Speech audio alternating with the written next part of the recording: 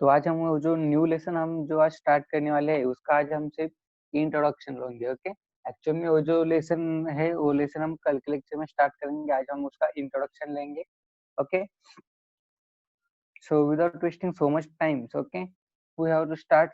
आई think waves हमें start करना चाहिए, क्योंकि फिजिक्स 2 के अंदर जो है आपका जो सिलेबस है फिजिक्स 2 के अंदर, ओके तो आपका स्टेट बोर्ड के अंदर जो लेसन है उनमें से बहुत सारे लेसन एनसीईआरटी और सीबीएसई के बुक में नहीं है। ओके, सीबीएसई के बुक में आपको थोड़े से अलग डिफरेंट टाइप्स के लेसन है। ओके, तो इसलिए सबसे पहले हम क्या करेंगे, जो सिमिलर लेसन है स्टेट बोर्ड एंड एनसीईआरटी का पार्ट 2 के अंदर, ओके हम वो स्टार्ट करेंगे। ओके, पार्ट 1 के अंदर सभी जो लेसन है पार्ट 1 के वो सभी as it is NCERT and state board में सेम है। ओके, दोनों ओके दोनों के अंदर सेम है part 1 physics. Okay, but part 2 के अंदर थोड़ा सा चेंजेस होता है वहां पर। ओके, कुछ लेसन है कुछ लेसन नहीं है, कुछ लेसन नए है कुछ लेसन यहाँ पर अलग है, तो थोड़ा सा पार्ट 2 के लिए हमारा थोड़ा सा फ्लक्चुएशन हो सकता है। ओके, बट कोई बात नहीं, इन दोनों में अब पार्ट 2 के लिए आपके लिए जो भी दो कॉमन्स रहेंगे, ओके कॉमन सब्जेक्ट रहेंगे, कॉमन चैप्टर्स रहेंगे, वो हम सबसे पहले स्टार्ट करेंगे। ओके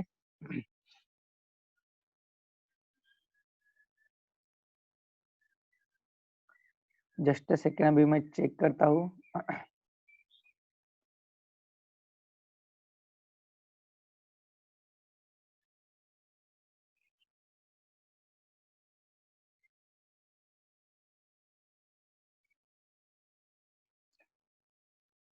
तो ओके स्टूडेंट्स, देखो हम जो फिजिक्स 2 है, ओके फिजिक्स 2 का हम थर्मोडायनामिक्स लेसन स्टार्ट करेंगे। ओके, फिजिक्स 2 का हम थर्मोडायनामिक्स लेसन स्टार्ट करेंगे। ये जो लेसन है वो लेसन बेसिकली सीबीएसई का है, ओके एनसीईआरटी का है। ओके, बट इसके जो पॉइंट्स है वो पॉइंट्स आपको स्टेट बोर्ड बुक के अंदर आपको एक सेपरेट लेसन है थर्मोडायनामिक्स लिख कर। ओके, आपको इसके जो पॉइंट्स है वो पॉइंट्स आपको डिस्ट्रीब्यूट किए गए दो चैप्टर्स के अंदर। Okay, heat energy and then next I think kinetic theory, ये सब कुछ तो भी है। ओके, तो हम थर्मोडायनामिक्स लेसन स्टार्ट कर रहे हैं। Okay, directly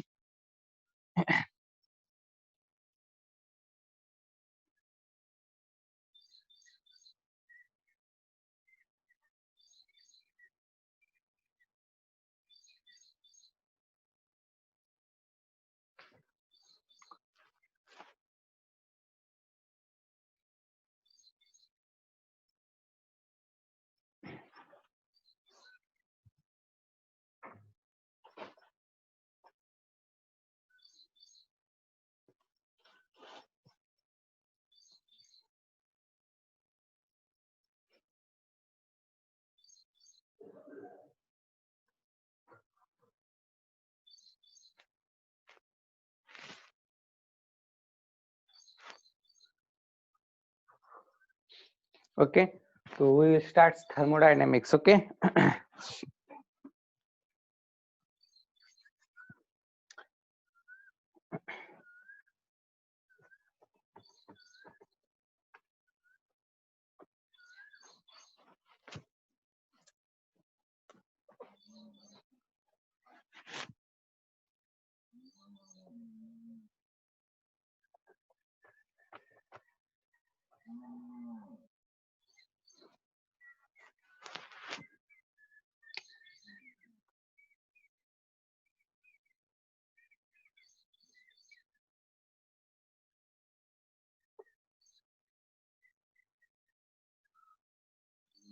okay, new lesson है। ओके, बेसिकली ये लेसन सीबीएसई बुक में है। सीबीएसई बुक में आपको थर्मोडायनामिक्स लिखकर आपको स्पेशली है, बट स्टेट बोर्ड के अंदर ये आपको थर्मोडायनामिक्स के लिए आपको सेपरेट लेसन नहीं है।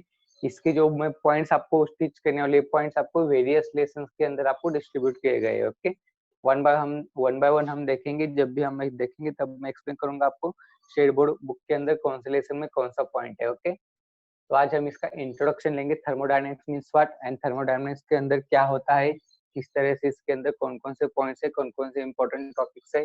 बहुत ही इंटरेस्टिंग चैप्टर है और थर्मोडायनेमिक्स ऐसा चैप्टर है ओके जो कि आपको बहुत यूजफुल रहेगा for the scoring purpose in physics. Okay, for specially for JEE, NEET and NDA exams. Okay, and then next after 12th this chapter is also with you, okay, till the last semester of your graduation if you going to the engineering stream, especially for mechanical stream, okay, अगर आप engineering के लिए जाते हो या फिर mechanical branch में जाते हो इंजीनियरिंग के अंदर, ओके, तो वहाँ पर आपको थर्मोडायनेमिक्स बहुत इतना इंपॉर्टेंट चैप्टर रहता है कि इसके अलावा आपकी इंजीनियरिंग कंप्लीट ही नहीं हो सकती, ओके।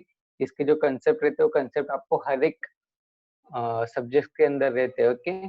सो इसलिए बहुत इंपॉर्टेंट टॉपिक है, अगर आप यहाँ पर ध्यान दोगे तो आपके कंसेप्ट क्लियर हो जाएंगे। यही कंसेप्ट को लीड किया गया है आगे, ओके, और यही कंसेप्ट के ऊपर आपको क्वेश्चन भी पूछे जाते हैं स्टेट बोर्ड के अंदर हो या फिर आपका बोर्ड एग्जाम हो या फिर NEET हो या फिर JEE हो या फिर NDA का एग्जाम हो, ओके। सो ध्यान दो यहाँ पर थर्मोडायनेमिक्स क्या रहता है, देन नेक्स्ट उसके अंदर कौन कौन से रूल्स है, ओके। सो देखो basically thermodynamics, okay, thermodynamics means क्या है, is an branch of science which deals with the study of heat and heat conversion factors, okay, जो heat रहेगा heat and temperature, okay, heat temperature इस तरह के जो phenomenon रहते हैं, okay, वो किसके अंदर आते हैं, thermodynamics के अंदर आते हैं, okay, so the study of heat and temperature, okay, heat and temperature का जो आप study करते हो, okay, उसे आप क्या कहते हो, thermodynamics कहते हो, okay, then next इसके अंदर आता है आपका first law of thermodynamics, okay, इसके कुछ लॉ है, सो फर्स्ट लॉ क्या आता है, first law of thermodynamics, okay, first law of thermodynamics,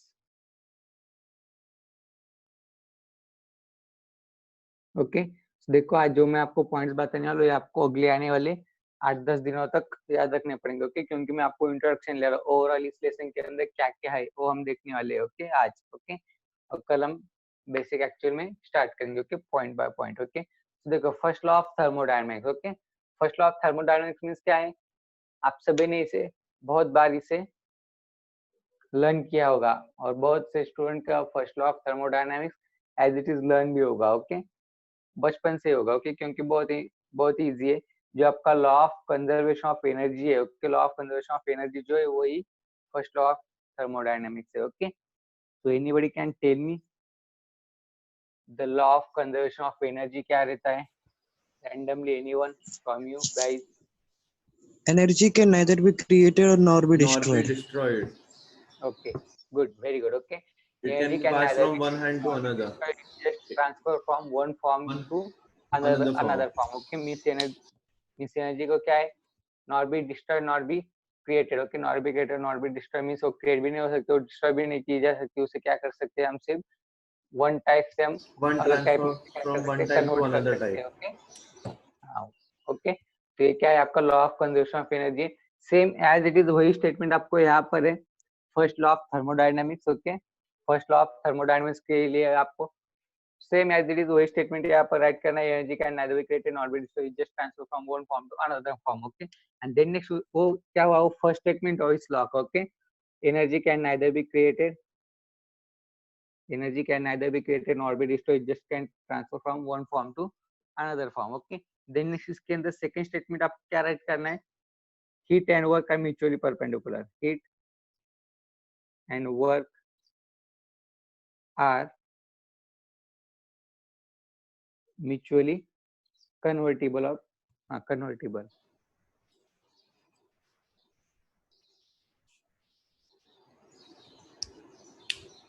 okay, heat and work क्या है, Sir, mutually what means convertible work? है, okay। Sir, what means work? Work मतलब वो कौन से टाइप का work? Heat and work का वर्क, work. हाँ, एक्सप्लेन कर रहा हूँ मैं आपको, ओके। तो देखो energy can neither be created nor be destroyed, it just can transfer from one form to another form, then next second statement का heat and work are mutually convertible, okay. अब देखो यहाँ पर वर्क जो है, work आपको कौन सा लेना है, थर्मोडायनेमिक्स का वर्क लेना है, ओके। तो मींस क्या है, अगर कोई वर्क अगर आपको डन करना है, वो वर्क के लिए आपको क्या लगेगा, सम अमाउंट ऑफ एनर्जी लगेगा, ओके। मींस क्या है, अगर आपका ये पेन है, ओके, ये पेन अगर आपको यहाँ से अगर लिफ्ट करना है तो इसके लिए क्या लगेगा आपका, सम अमाउंट ऑफ एनर्जी लगेगा, सम अमाउंट ऑफ एनर्जी लगेगा मींस क्या लगेगा, फोर्स लगेगा, फोर्स अगर आप इसके ऊपर अप्लाई करोगे लिफ्ट के लिए तो भी आपको रहेगा, ओके।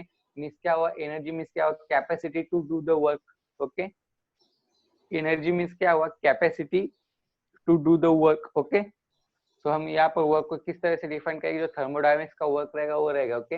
अब वर्क के लिए यहाँ पर फॉर्मूला रहता है DW is equal to force, okay, and I think force multiply by power, ऐसा कुछ तो भी रहता है। ओके, देखेंगे वन बाय वन। ओके, तो देखो ये हुआ हीट एंड वर्क का mutually convertible. Okay, heat and work का म्यूचुअली कन्वर्टिबल स्टेटमेंट का मीनिंग क्या है, हम इसको क्या कर सकते हैं, कन्वर्ट कर सकते हैं, एंड देन नेक्स्ट वर्क को भी हम क्या कर सकते हैं, कन्वर्ट कर सकते हैं। ओके, ये हुआ फर्स्ट लॉ। ओके, अब ये जो फर्स्ट लॉ ऑफ थर्मोडायनामिक्स था बहुत इजी, आपका भी हो चुका होगा। Okay, clear. Okay, energy can never be created not be destroyed. Okay, आपको यकीन नहीं होगा, ये जो क्वेश्चन है, ये क्वेश्चन इंजीनियरिंग के एग्जाम्स के अंदर पूछा जाता है। Okay, define first law of thermodynamics या फिर explain first law of thermodynamics. Okay, कभी कभी 4 मार्क्स के लिए भी पूछा जाता है explain first law of thermodynamics. सिर्फ क्या करना है, सेम एज इट इज, सिर्फ एक स्टेटमेंट राइट करना है, देन सेकंड स्टेटमेंट राइट करना है, बस हो गया, first law of thermodynamics derive हो गया। इसका ज्यादा एक्सप्लेनेशन भी कुछ राइट करने की जरूरत नहीं रहती। तो बहुत इंपॉर्टेंट लॉ है, बहुत इजी भी है, इसके अंदर ज्यादा कुछ ऐसा है कॉम्प्लिकेटेड चीज भी नहीं है। ओके, तो ये हुआ first law of thermodynamics. Okay, then next उसके बाद आपको क्या है, सेकंड लॉ ऑफ थर्मोडायनामिक्स भी देखना है। Okay, so second law of thermodynamics क्या रहता है, सेकंड लॉ ऑफ थर्मोडायनामिक्स जो है, ओके, वो दो स्टेटमेंट से डिराइव रहता है। Okay, first one is Kelvin Planck statement, second one is Clausius statement. Okay,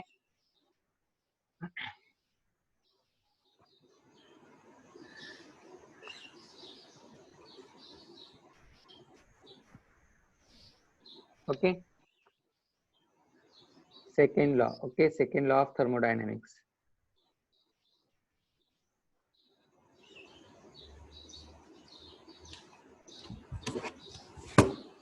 okay, तो देखो second law of thermodynamics means क्या है, ये दो स्टेटमेंट के ऊपर बेस रहता है। First one is Kelvin Planck statement, Kelvin Planck statement, and then next one is Clausius statement.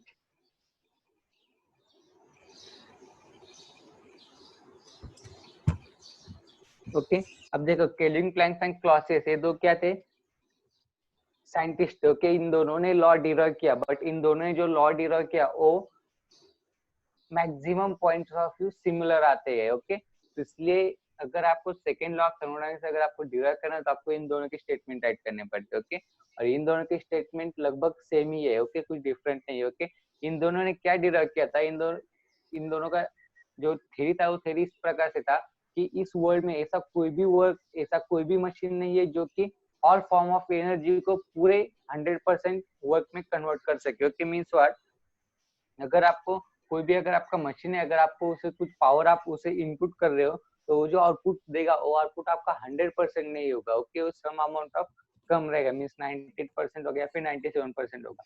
Okay, अब जो बाकी का जो रहता है 2 या 3% जो रहता है वो कहाँ पर जाता है, तो जो मशीन रहेगा वो मशीन वो क्या करेगा, खुद गेन करेगा। ओके, मींस वो क्या करेगा, खुद गेन करेगा।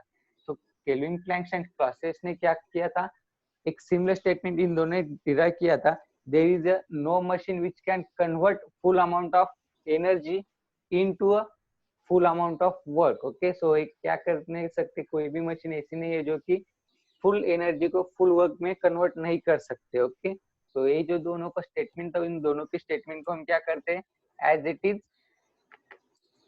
सेकेंड लॉ ऑफ थर्मोडायनामिक्स कहकर एज्यूम करते हैं। ओके, सो इन दोनों का स्टेटमेंट आपको राइट करना पड़ता है। अगर आपको क्वेश्चन आता है derive second law of thermodynamics, तो आपको इन दोनों का क्या करना पड़ता है, स्टेटमेंट आपको राइट करना पड़ता है। ओके, इन दोनों का भी। ओके, देन नेक्स्ट, ओके, ये was second law of thermodynamics. Then next आता है third law of thermodynamics. Okay, तो देखो थर्ड लॉ ऑफ थर्मोडायनामिक्स जो है वो जेरथ लॉ ऑफ थर्मोडायनामिक्स के नाम से भी जाना जाता है। Okay, zeroth law of thermodynamics. Okay, zeroth law of thermodynamics means क्या रहता है, okay, zeroth law of thermodynamics means क्या रहता है, अगर आपके पास कोई बॉडीज है, ओके, इसे मैं रफ कर देता हूँ सेकेंड लॉ को, थर्ड लॉ में अब एक्सप्लेन करता हूँ। ओके, सेकेंड लॉ क्या है, second law related to energy and work है। ओके, मींस व्हाट, जितना आप एनर्जी दोगे उतना आपको वर्क नहीं मिलेगा। ओके, सम अमाउंट ऑफ जो एनर्जी है वो जो उस बॉडी को आप गिव अप कर रहे हो वो क्या करेगा, एब्जॉर्ब कर लेगा। ओके, सो देखो अब आता है third law. Okay, third law को आप क्या कहते हो, जेरथ लॉ भी कहते हो। ओके,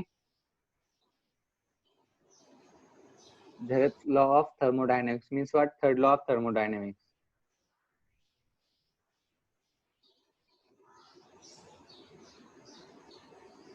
ओके, अब देखो जेरथ लॉ ऑफ थर्मोडायनामिक्स के अंदर आपको क्या देखना है, बेसिकली। ओके, अगर आपके पास कोई बॉडीज है ओके, मीन्स व्हाट, आपके पास 3 बॉडीज है okay, A, this was B body and then next this was a third body, okay, so A, B and then next C, okay, so देखो A B C there are 3 bodies, okay, अब अगर A body B body के साथ equilibrium में है okay, and then next अगर B body C body के साथ अगर इक्विलिब्रियम में है, तो इसका मीनिंग क्या हुआ, A बॉडी भी C बॉडी के साथ इक्विलिब्रियम में है। बस इतना ही है जेरथ लॉ ऑफ थर्मोडायनामिक्स। एक बार फिर से एक्सप्लेन करता हूँ, means what, if there are 3 bodies, if A and B are in the equilibrium and B and C are the equilibrium, then obviously A and C are also in the equilibrium condition, okay, अगर A B equilibrium में, B C equilibrium में, then next B C and A B क्या रहेंगे, equilibrium condition में ही रहेंगे, okay, बहुत ही simple है जेरथ law of thermodynamics, okay, बस इतना ही, आपको फिगर से आपको पता चलता होगा कि क्या है, A अगर B के साथ इक्विलिब्रियम है, B भी C के साथ इक्विलिब्रियम सो है, और ऑब्वियसली ये क्या रहेगा, सी के साथ भी इक्विलिब्रियम में रहेगा, ओके, बस इतना ही है, इसके अंदर कुछ ज्यादा कॉम्प्लिकेटेड चीजें भी नहीं है, ओके। ये हुआ third law, means third law of thermodynamics, okay. अब ये हुआ थर्ड लॉ, देन नेक्स्ट उसके बाद क्या रहेंगे आपको applications of first law, okay, first law के एप्लीकेशंस क्या क्या रहेंगे, okay, means what, first law use कर आप क्या क्या कर सकते हो, तो इसके अंदर आपको सबसे पहला आता है ये स्टैंडर्ड साइकिल्स, ओके, ये स्टैंडर्ड साइकिल कौन सी यूज की जाती है, कैनॉट साइकिल, ओके। अब देखो कैनॉट साइकिल जो रहता है, ओके, कैनॉट साइकिल किसके ऊपर बेस है, फर्स्ट लॉ ऑफ थर्मोडायनामिक्स के ऊपर कैनॉट साइकिल क्या रहती है, बेस रहती है, ओके। अब देखो कैनॉट साइकिल मींस क्या रहती है, जो ये स्टैंडर्ड साइकिल्स रहती है, साइकिल्स मींस क्या रहता है, ओके, अगर आपको कोई भी मशीन हो, अगर आपको उसकी इफिशियंसी अगर आपको शो करनी हो, ओके, तब वो आप जो प्रेशर एंड वॉल्यूम का जो ग्राफ यूज करोगे, प्रेशर एंड वॉल्यूम के ग्राफ के ऊपर जो आपका कर्व्स आएंगे, उस कर्व को आप क्या कहते हैं, साइकिल्स कहते हैं, ओके, स्टैंडर्ड साइकिल्स कहते हैं, ओके। सो देखो अब यहाँ पर सबसे पहली साइकिल कौन सी आती है, इसके लिए थर्मोडायनामिक्स के अंदर कैनॉट साइकिल आती है, ओके। कैनॉट साइकिल मींस कौन सी साइकिल रहती है, at pressure and temperature, okay, draw करता हूं मैं कैनॉट साइकिल,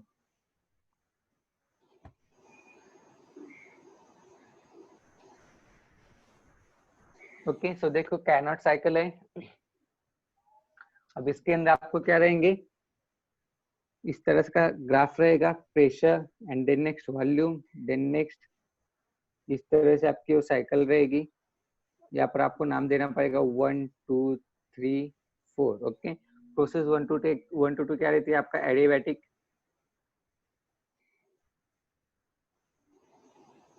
एडियाबैटिक कॉम्प्रेशन रहता है, देन नेक्स्ट यहाँ पर हीट एडिशन रहता है, देन नेक्स्ट यहाँ पर एडियाबैटिक एक्सपांशन रहता है,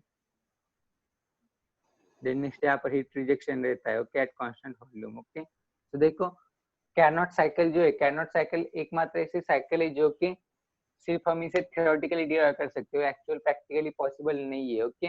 और कैनॉट साइकिल ऐसी साइकिल है जिसकी एफिशिएंसी 100% रहती है, ओके। कैनॉट साइकिल की एफिशिएंसी कितनी रहती है, 100% रहती है, बट इसकी जो एफिशिएंसी आपको 100% रहती है, ओके, ये सिर्फ कैसे मिलती है, आपको थियोरेटिकली मिलती है, एक्चुअल में प्रैक्टिकली ये पॉसिबल नहीं है। अगर प्रैक्टिकली अगर ये पॉसिबल होता है, कोई भी मशीन हो जिसका इफिशिएंसी अगर 100% हो, तो बहुत टफ लेवल का रिसर्च होगा वो, अगर ऐसा मशीन अगर कोई डिराइव करता है जिसका इफिशिएंसी 100% हो। आज तक वर्ल्ड में ऐसा भी मशीन नहीं है जिसका इफिशिएंसी 100% हो, 100% सिर्फ एक कैनॉट साइकिल के, और वो भी थियोरेटिकल आता है, ओके, प्रैक्टिकली नहीं आता, ओके। तो देखो इसका इफिशिएंसी कितना रहता है, 100% रहता है, देन इसके लिए इफिशिएंसी फार्मूला कर, इसका इफिशिएंसी फाइंड करने के लिए हमें फार्मूला देखना है, उस फार्मूला के लिए एक डेरिवेशन भी है, वो डेरिवेशन भी हमें देखना है। नेक्स्ट कैनॉट साइकिल के बाद आपको देखना है heat engine, okay, heat engine and heat pump, okay. तो heat engine and heat pump भी आपको देखना है, हीट इंजन मीन्स क्या रहता है, हीट पंप मीन्स क्या रहता है, इन दोनों का डिफरेंस भी आपको देखना है, इन दोनों का डिफरेंस भी बहुत इंपॉर्टेंट रहता है, ओके। बहुत सारी बार इन दोनों के बीच में का जो डिफरेंस है, वो डिफरेंस आपको पूछा गया है बोर्ड एग्जाम्स के अंदर, ओके। तो देखो इतने सारे पॉइंट्स आपको इस थर्मोडायनामिक्स लेसन के अंदर आपको देखने हैं, ओके। तो फिलहाल मैं आपको जो पीडीएफ है, पीडीएफ में शो करता हूँ थर्मोडायनामिक्स की, मेरे मोबाइल के अंदर है, ओके, जस्ट सेकंड के लिए वेट कीजिएगा।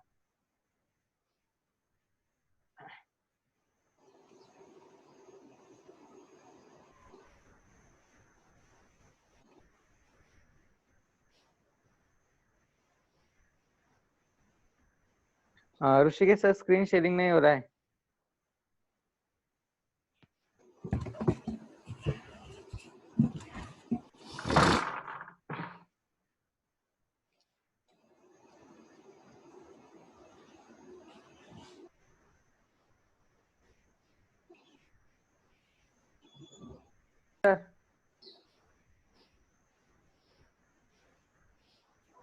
Done sir. ओके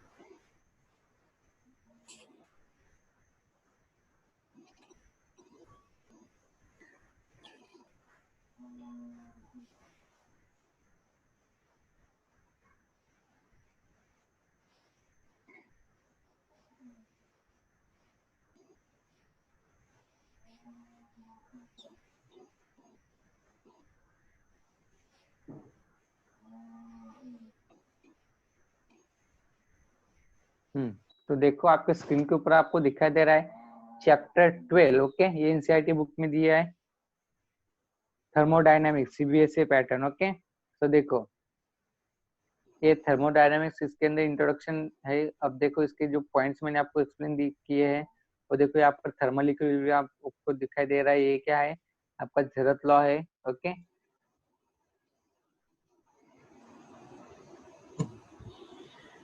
देखो जरूरत लॉ ऑफ थर्मोडायनामिक्स जैसे कि मैंने आपको बताया था ए एंड बी अगर इक्विलिब्रियम में तो ऑब्वियसली ए बी सी के साथ इक्विलिब्रियम में रहेगा। ओके देखो यहाँ पर स्टेटमेंट दिया है इसका two systems in the thermal equilibrium with the third system separately are in the thermal equilibrium with each other। Okay तो हमें ये भी देखना है। देन नेक्स्ट उसके बाद heat internal energy and work. Okay heat internal energy and work. Okay इसके लिए ड्यूरेशन भी हमें देखना है।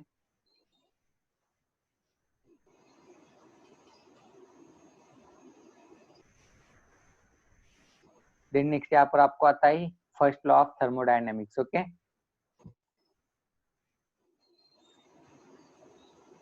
तो एक बार देख लो इसे फर्स्ट लॉ ऑफ थर्मोडायनेमिक्स। अगर आपको कुछ समझ में आता है ठीक है, नहीं तो मैं एक्सप्लेन करने वाला हूँ पॉइंट बाय पॉइंट। हम कल के लेक्चर में स्टार्ट करने वाले हैं।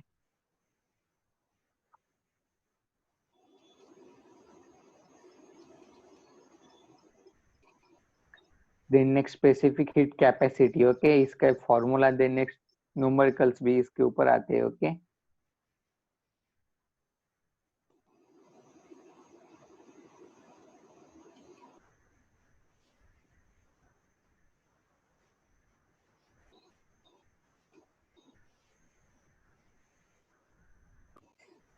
देन नेक्स्ट थर्मोस्टैटिक प्रोसेस है, क्वाड्रेस्टैटिक प्रोसेस दिया है। क्वाड्रेस्टैटिक प्रोसेस मींस क्या slow process. Okay okay so देखो आज ये जो बुक है बुक की पीडीएफ सभी जो मेरे पास जितना भी मटेरियल है वो मैं आपको आज सेंड कर दूंगा क्लासरूम के ऊपर। ओके कल ही सेंड करना था बट कल थोड़ा सा मैं बिजी था शाम तक। ओके इसलिए नहीं किया, आज कर दूंगा मैं। ओके अभी कर दूंगा, लेक्चर खत्म होने के बाद 10 बजे तक आपको मिल जाएगा, 10 या फिर 11 बजे तक। ओके आपके गूगल क्लासरूम के ऊपर ये बुक्स में आपको भेज दूंगा। ओके जिनको व्हाट्सएप चाहिए उनको व्हाट्सएप भी मैं भेज दूंगा। ओके नेक्स्ट आपको आता है आइसोथर्मल प्रोसेस। ओके अब देखो आइसोथर्मल प्रोसेस आपको यहाँ पर किस लिए एक्सप्लेन किया है, कैरनोट साइकिल के लिए। ओके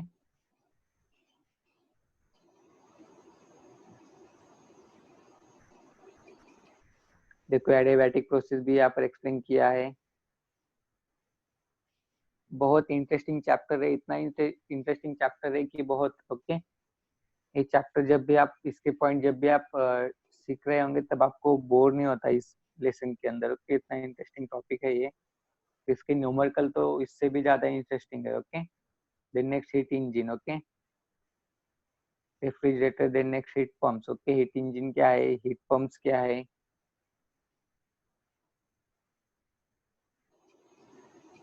देन नेक्स्ट ये हुआ फर्स्ट लॉ। देन नेक्स्ट आपको यहाँ पर दिया है सेकेंड लॉ। ओके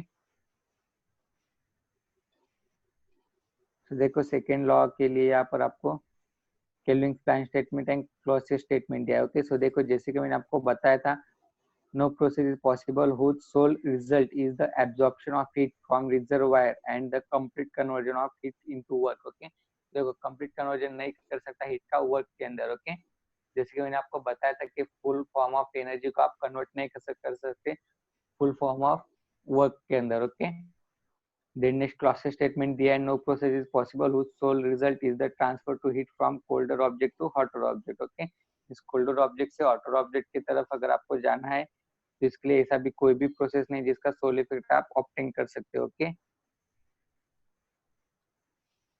ये हुआ second law of thermodynamics. Then next उसके बाद आपको आता है reversible and irreversible processes. Okay, तो रिवर्सिबल एंड इरिवर्सिबल प्रोसेसेस के अंदर क्या क्या है, उनकी डेफिनेशन दी है, उनका एक्सप्लेनेशन भी दिया है। देन नेक्स्ट आपको आता है कैरनॉट इंजन। ओके, सो देखो जैसे कि मैंने आपको बताया था कैरनॉट साइकिल, उसी तरह से यहाँ पर आपको Carnot engine. Okay, Carnot engine means the engine which run on the Carnot cycle, that engine is called as Carnot engine. Okay, तो देखो आपको यहाँ पर पीवी का ग्राफ दिया है, इसके अंदर आपको प्रोसेस दिखाई दे रहा है। ओके,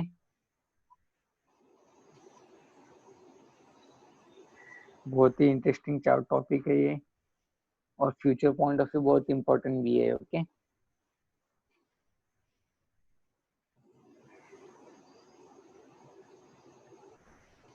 उसके लिए मैंने आपको बोला था डेरिवेशन भी उसका एफिशिएंसी फाइंड करने के लिए। तो देखो एफिशिएंसी फाइंड करने के लिए उसका फॉर्मूला क्या रहता है, efficiency is equal to 1 minus T2 by T1। okay, T2 by T1 means T2 and T1 क्या है, temperature set। T2 means what, temperature at point 2 and T1 means what, temperature at point 1। okay, so efficiency is equal to Carnot engine का जो efficiency रहता है, efficiency is equal to 1 minus T2 by T1 है। okay,